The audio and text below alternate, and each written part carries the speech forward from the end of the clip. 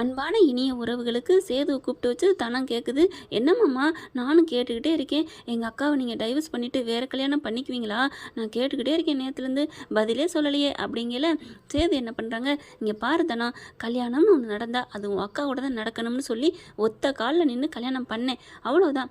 அது டைவர்ஸ் ஆகுதோ வாழ்றனோ வாழலையோ எது நடந்தாலும் சரி, ஆனால் என் வாழ்க்கையில் கல்யாணம்னா அது ஒன்று தான். பொண்டாட்டின்னு இருந்தால் அது உன் அக்கா மட்டும்தான். அவள் என் கூட வாழ்கிறா வாழலை அது எனக்கு பிரச்சனை இல்லை. ஆனால் இன்னொரு பொண்ணை என் வாழ்க்கையில் இல்லை, என் சிந்தனையில் கூட நான் நினச்சி பார்க்குறதுக்கு எனக்கு வாய்ப்பே இல்லைம்மா. இன்னொரு பொண்ணுக்கு என் வாழ்க்கையில் இடமே இல்லைம்மா, வாய்ப்பே இல்லை, என்னை விடு அப்படின்ட்டு போயிடுறாங்க. சந்தோஷம் தாங்கலை. ஐயோ மாமா அப்படின்னு சொல்லிட்டு இது அக்காட்ட சொல்லணுமே அப்படின்னு உள்ளர வர்றாங்க. பார்த்தா அக்காவும் கேட்டுக்கிட்டே இருக்குது. அக்கா பாத்தியாக்கா, உன் மேலே எவ்வளோ பாசம் வச்சுருக்காருன்னு பார்த்தேன்டி அப்படிங்கிறாங்க. அப்புறம் ஏக்கா மாமாவோட கோவமாக இருக்க?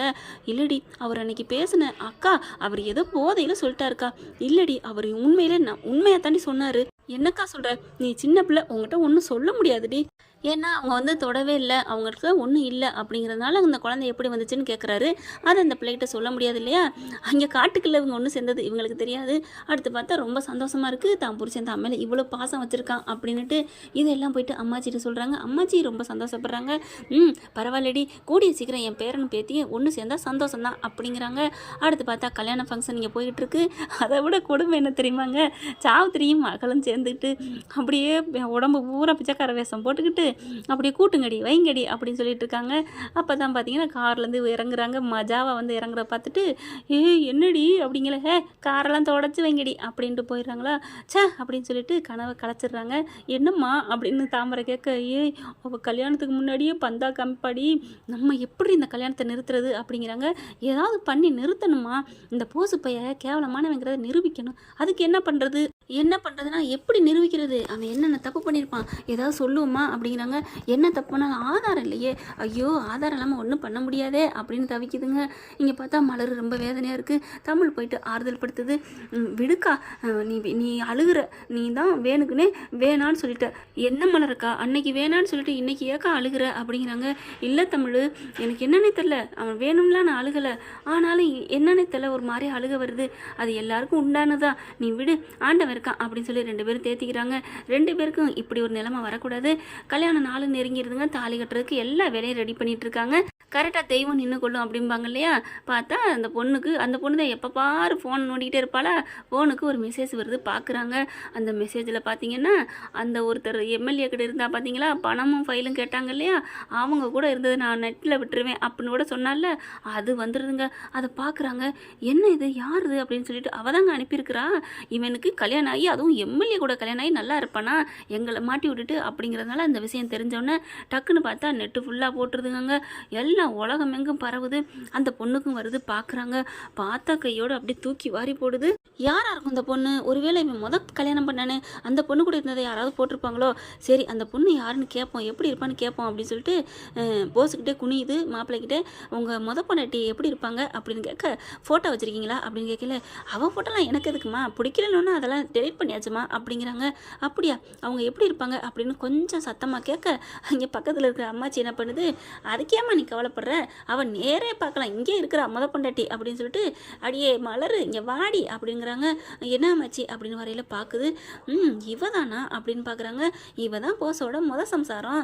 இவளுக்கும் போஸுக்கு தான் கல்யாணம் ஆனிச்சு, நல்லா தான் வாழ்ந்துக்கிட்டு இருந்தாங்க. என்னமோ கெட்ட நேரம் விளையிட்டாங்க.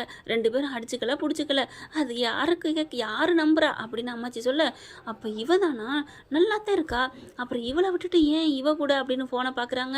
ஃபோனை பார்த்துட்டு போஸை பார்க்குறாங்க. உனக்கு பொண்ணுன்னா நிறையா பிடிக்குமோ அப்படின்னு கேட்க, என்னங்க அப்போல்லாம் சொல்கிறீங்க, அப்போல்லாம் இல்லை அப்படிங்கிறாங்க. ஓ அப்போல்லாம் இல்லையா அப்படின்னு சொல்லிட்டு பார்க்குறாங்க. டக்குன்னு எந்திரிக்கிறாங்க. எந்திரிச்ச கையோட, என்னம்மா எந்திரிக்கிற அப்படிங்கிறாங்க. எனக்கு இந்த கல்யாணம் வேண்டாம்.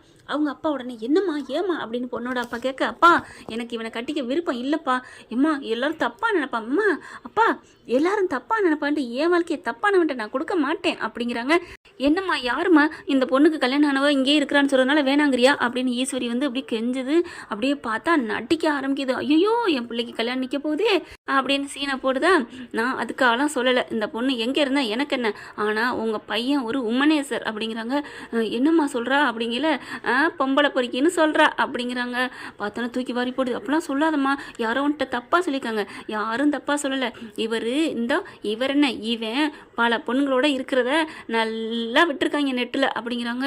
என்ன சொல்கிற அப்படிங்கிறாங்க, பாருங்க அப்படின்னு காமிக்கிறாங்க. பார்த்தா அந்த எம்எல்ஏ வீட்டில் இருக்கிற பிஏ பொண்ணோட இவர் இருக்கிறது வருது.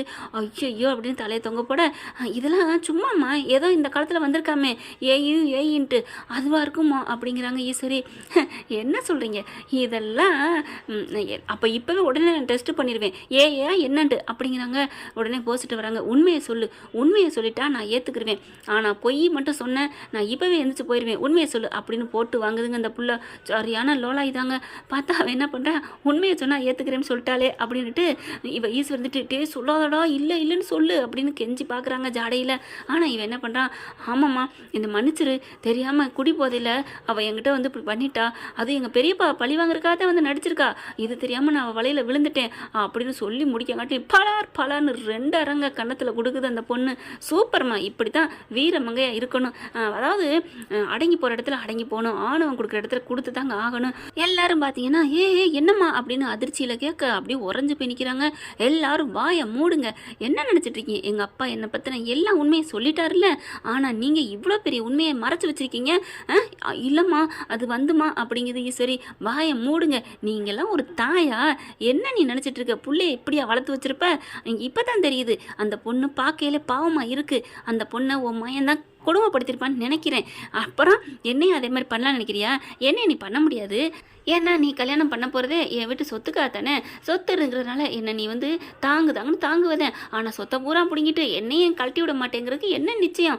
ஐயோ அப்படிலாம் சொல்லாதம்மா, உன்னை நான் கண்ணும் கருத்துமா பெத்த பிள்ளை மாதிரி பார்த்துக்குவேம்மா அப்படிங்கிறாங்க. அடைச்சி இன்னமும் நான் கட்டுவேன், எப்படி நினைக்கிறீங்க அப்படின்னு சொல்லிட்டு பார்க்குறாங்க ராஜாங்கத்தை.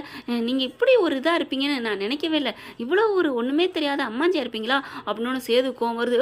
அப்படின்ட்டு வராரு. அட வாய மூடுங்க, உங்கள் வீட்டில் இருக்கிற பையன் 1000 தப்பு பண்ணிட்டு இருக்கான், அதை கண்டிக்க துப்பு இல்லை, ஏங்கிட்ட வந்துட்டாங்களாம் அப்படின்ட்டு எந்திரிக்கிறாங்க.